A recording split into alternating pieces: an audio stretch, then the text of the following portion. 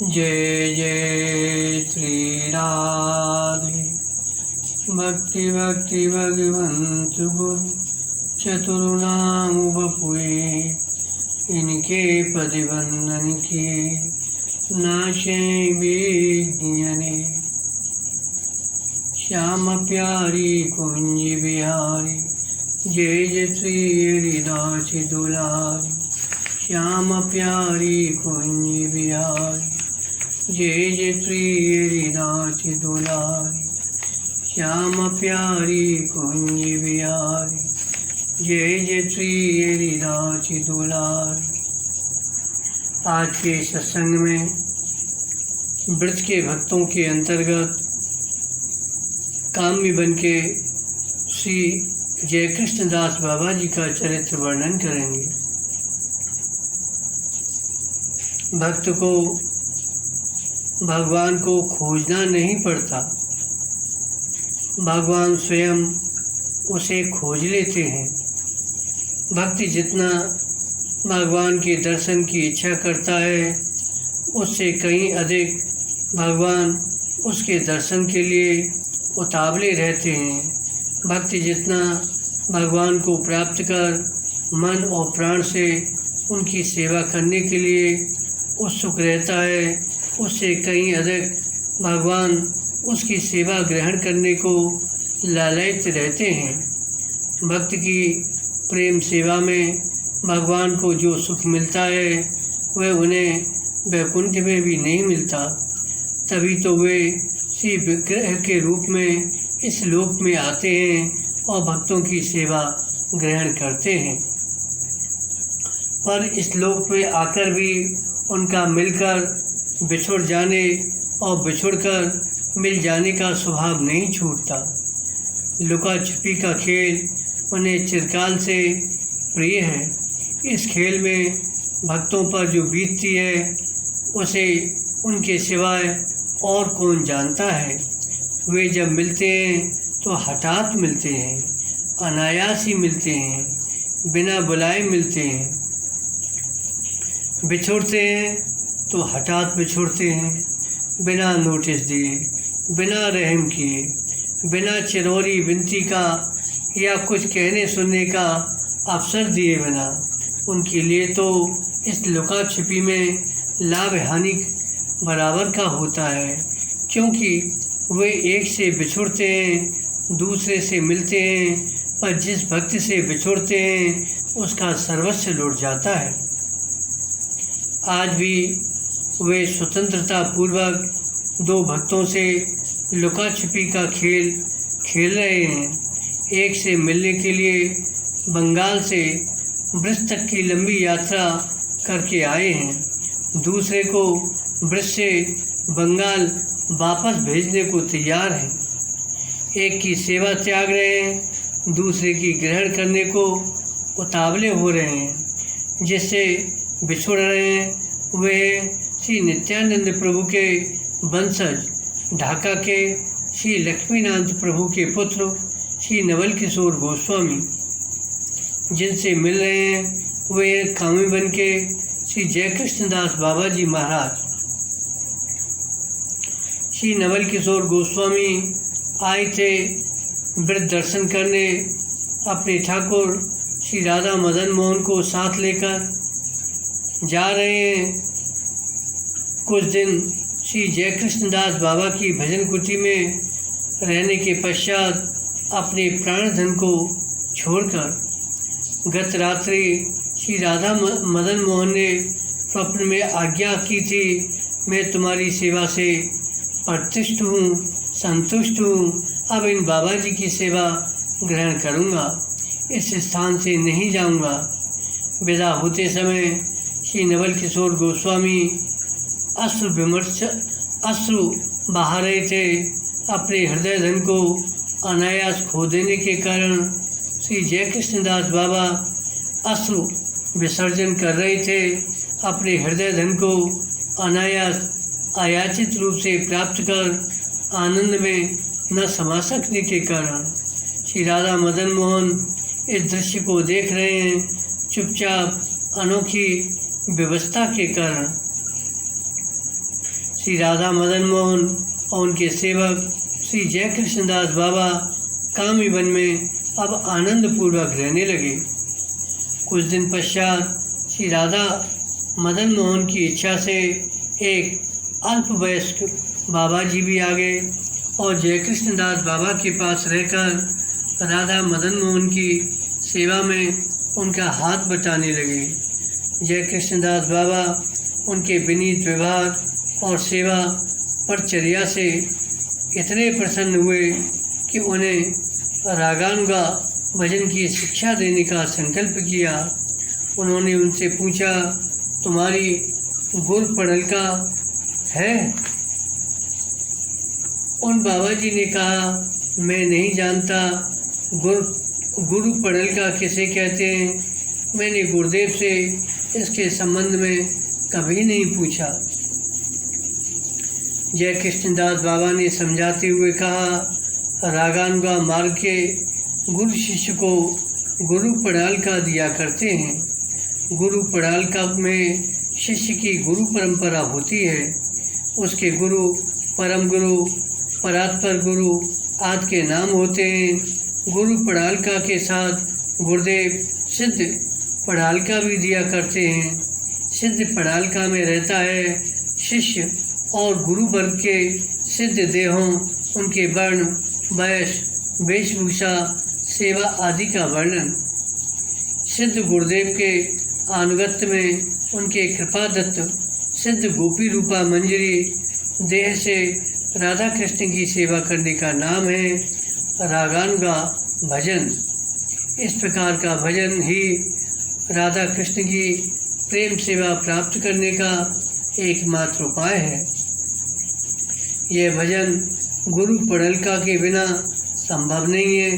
मैं तुम्हें इसकी शिक्षा देना चाहता हूँ। तुम्हें एक बार देश जाकर गुरुदेव से गुरु पड़ालका प्राप्त करनी होगी।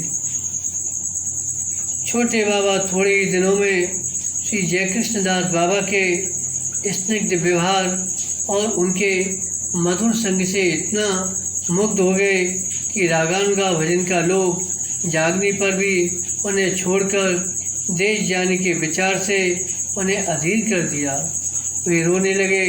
श्री जय कृष्णदास बाबा ने लीला माधुर्य और रागानुगा भजन माधुर्य का बार बार वर्णन कर किसी प्रकार छोटे बाबा को शांत किया और गुरु पड़लका लाने के लिए गौड़ मंडल जाने को राजी किया। उस समय मथुरा में रेल नहीं थी। गौड़ मंडल जाने के लिए हाथरस होकर जाना पड़ता था। एक दिन प्रातः जय कृष्णदास बाबा ने छोटे बाबा को बड़े कष्ट से विदा किया। छोटे बाबा रोते रोते जाने लगे। उन्हें हाथरस जाकर रात्रि में गाड़ी पकड़नी थी। वे जानते थे गाड़ी पर बैठते ही उनके प्राण पखेरु उड़ जाएंगे। गाड़ी पर बैठें तो मृत्यु, न बैठें तो बाबा की आज्ञा का उल्लंघन करने में मृत्यु। दोनों प्रकार से मृत्यु को निश्चित जान वे कातर स्वर से राधा रानी और वृंदावन देवी को पुकार कर कहने लगे, हे राधा रानी, हे वृंदे, तुम निश्चय ही मेरी अवस्था को जान रही हो, फिर क्यों अपनी शरण में आए इस दीनहीन असहाय सेवक को अपने चरणों से ठेल रही हो। कृपा करो करुणामयी कि गाड़ी पर बैठने की अशुभ घड़ी आने से पहले ही मेरे प्राण निकल जाएं। राधा रानी ने छोटे बाबा की पुकार सुन ली। उन्हें गाड़ी पर चढ़ना नहीं पड़ा। गाड़ी छूट गई और बाबा ने लौट जाने का संकल्प किया। इधर रात्रि में वृंदा देवी ने जय कृष्णदास बाबा को स्वप्न में डांट लगाई। उन्होंने कहा, तूने क्यों उसे बाहर भेज दिया जब उसकी गुर प्रणाली तेरे ठाकुर के सिंहासन के नीचे ही रखी है। जय कृष्णदास बाबा की निद्रा भंग हुई। वे रो रो कर वृंदा देवी से क्षमा प्रार्थना करने लगी। शीघ्र स्नान कर मंदिर में गए। गुर प्रणाली सिंहासन पर रखी देख भाव विफल हो गए। उसे उठाकर बार बार छाती से लगाने लगे। वृंदा देवी की कृपा का स्मरण करके बाह्य संज्ञाहीन हो गए, कुछ सुधबुद्ध नहीं रही। जब स्वस्थ होने पर गोविंद जी के मंदिर गए, वहाँ वृंदा देवी के दर्शन कर उनसे बार बार प्रार्थना की छोटे बाबा को हरा कर ले आने की, कि छोटे बाबा लौट कर आ जाएं। फिर कुटिया पर लौटकर दैनिक सेवा कार्य करने लगे, पर मन छोटे बाबा में लगा रहा। वे तो कल रात गाड़ी पर बैठ गया होगा, गाड़ी बहुत दूर निकल गई होगी, वह कितना रो रहा था जाते जाते। क्या जाने उसके आंसू अभी थमे होंगे या नहीं। मैंने कितना अपराध किया, उसे बर्बस व्रत के बाहर भेजकर।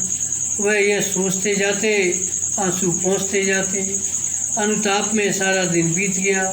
उन्होंने अन्न जल कुछ भी ग्रहण नहीं किया। संध्या के समय कुछ पूर्व हठात छोटे बाबा को आते देख वे आनंद उल्लसित हो चौंक पड़े। छोटे बाबा भूख प्यास, रास्ते के श्रम और बड़े बाबा की आज्ञा उल्लंघन के भय से कातर हो रहे थे। वे रोते रोते उनके चरणों में गिर पड़े। बाबा ने उन्हें अपने वक्षस्थल से लगाकर नैन जल से अपसिक्त करते हुए पूछा, कैसे लौट आए। छोटे बाबा ने अपने हृदय की सारी बात कहकर आज्ञा उल्लंघन के अपराध के लिए कातर भाव से क्षमा मांगी। बाबा ने वृंदा देवी की कृपा का सारा वृत्तांत सुनाकर छोटे बाबा को आश्वस्त किया। छोटे बाबा वृंदा देवी की कृपा का स्मरण करके आनंद अश्रु विसर्जन करने लगे। इस घटना के बाद से बाबा ब्रज में सिद्ध जय कृष्णदास बाबा के नाम से प्रसिद्ध हुए। वे ब्रज में कब आए, कहाँ से आए, उनके गुरु कौन थे, इस संबंध में निश्चित रूप से कुछ भी नहीं कहा जा सकता। इतना बार निश्चित है, वे श्री गंगा माता गोस्वामिनी के परकर के थे। कामी वन में वृंदा देवी के आदेश से विमला कुंड के किनारे रहकर भजन किया करते थे। कुछ दिन बाद वहाँ के गोप बालक उन्हें परेशान करने लगे। वे कहीं अन्यत्र जाकर भजन करने का विचार करने लगे। यह देख ग्रामवासियों ने एक कुटिया बनवा दी। उसमें रहकर वे हर समय भजन में लीन रहते। केवल एक बार मथुरी के लिए ग्राम में जाया करते। रात दिन हरि नाम जपते, सोते 1 मिनट को भी नहीं। पाठक विश्वास भले ही न करें, पर इसमें आश्चर्य की कोई बात नहीं। सोना और जागना तो शरीर का धर्म है। जिन महात्माओं की स्थिति अपने सिद्ध स्वरूप में हो जाती है, उनके लिए क्या सोना क्या जागना। बाबा रात भर प्रिया प्रीतम की याद में अश्रु विसर्जन करके चीखते पुकारते विनय और आक्षेप सहित भावभीनी उक्तियों से उनकी अर्चना करते और कभी कभी प्रेमावेश में ऐसी हुंकार भरते कि दिशाएं विकम्पित हो जाती। प्रसिद्ध है कि एक बार उनकी हुंकार से कुटिया की छत फट गई, जो आज भी देखने में आती है। सिद्ध जय कृष्णदास बाबा में ऐसी चुंबक की शक्ति थी, लोग दूर दूर से उनके पास खिंचे चले आते थे।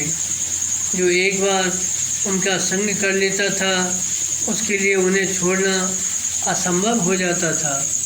श्री राधा मदन मोहन और छोटे बाबा के संबंध में तो हम उनकी इस शक्ति का परिचय पा ही चुके हैं, और भी न जाने कितने लोगों के साथ इस प्रकार की घटनाएं घटी। एक बार राधा कुंड के श्री जगन्नाथ दास पंडित बाबा के वेश गुरु हरिदपुर जिले के रामदिया ग्राम के महंत श्री भगवान दास बाबा जी उनके पास आए। कुछ दिन उनके दिव्य संग का लाभ उठाने के उद्देश्य से दोनों में परस्पर ऐसी प्रियता हो गई, जब कभी मेहनती जी के जाने का प्रसंग आता तो दोनों मूर्छित हो जाते। 1 महीने बाद बहुत कष्ट से वे काम्यवन से विदा हो सके। काम्यवन उस समय भरतपुर के राजा के अधीन था। राजा ने सिद्ध बाबा के दर्शन करना चाहा। बहुत चेष्टा करने पर भी उनका मनोरथ सफल नहीं हुआ, क्योंकि बाबा विषयी पुरुषों को अपने निकट नहीं आने देते। तब वे एक दिन भेष बदलकर दीनहीन भाव से उनकी कुटिया के सामने जा बैठे। उस समय बाबा मतकुरी के लिए गांव में गए हुए थे। गांव से लौटते समय आधे रास्ते तक आकर वे फिर गांव की तरफ लौट गए।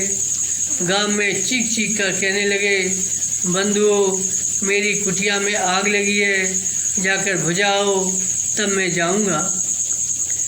बाबा गांव में बैठे रहे। गांव के लोग दौड़े गए कुटिया पर।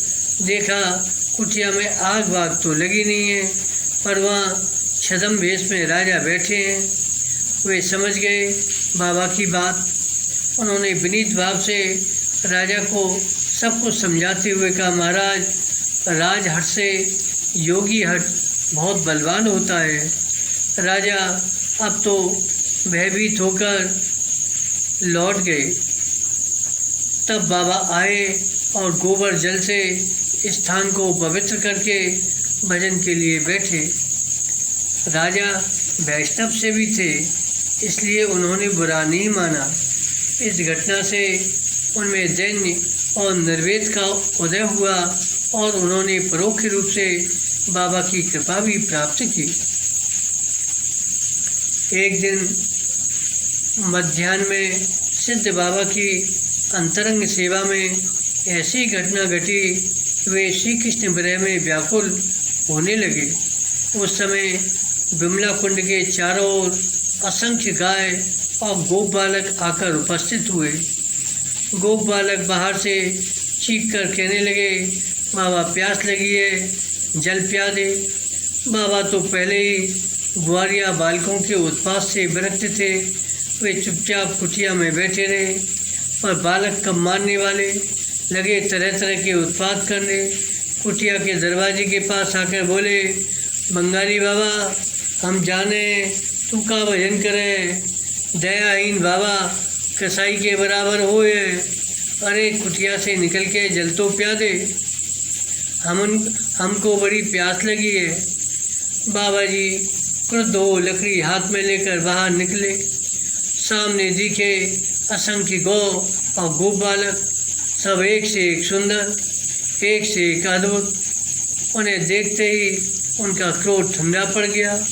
उन्होंने पूछा, लाला, तुम कौन गांव से आए हो? वे बालकों ने उत्तर दिया, बाबा नंदगाम से आए हैं। बाबा बोले, बाबा ने एक बालक से पूछा, तेरा नाम क्या है? उसने कहा, कन्हैया। दूसरे बालक से पूछा, लाला तेरा नाम क्या है? उसने कहा, बलदाऊ। तब बालकों ने कहा, देख बाबा जी, पहले जल पिया दे, पाछे बात करियो। बाबा ने स्नेह परवश हो करवे से जल पिला दिया। बालक बोले, देख बाबा, हम नित्य कितने दूर से आमे हैं, प्यासे चले जाएं, तू कुछ जल और बाल भोग रक्षो कर। बाबा बोले, नहीं नहीं, रोज रोज उपाधि नहीं करना। कहते हुए बाबा कुटिया में चले गए। कुटिया में जाकर सोचने लगे, ऐसे अद्भुत गोप बालक, ऐसी गायें तो मैंने कभी नहीं देखी, न कभी ऐसी मधुर बोली सुनी।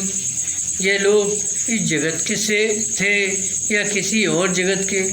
यह सोचते हुए उन्हें एक बार फिर देखने को वे जैसे ही कुटिया से बाहर निकले, न तो वहाँ गायें थीं न गोप बालक।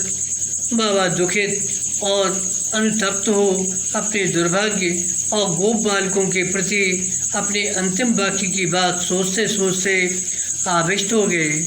उस अवस्था में श्री कृष्ण उनके सामने उपस्थित हो उन्हें सांत्वना देते हुए बोले, बाबा दुख मत कर, कल मैं तेरे पास आऊँगा।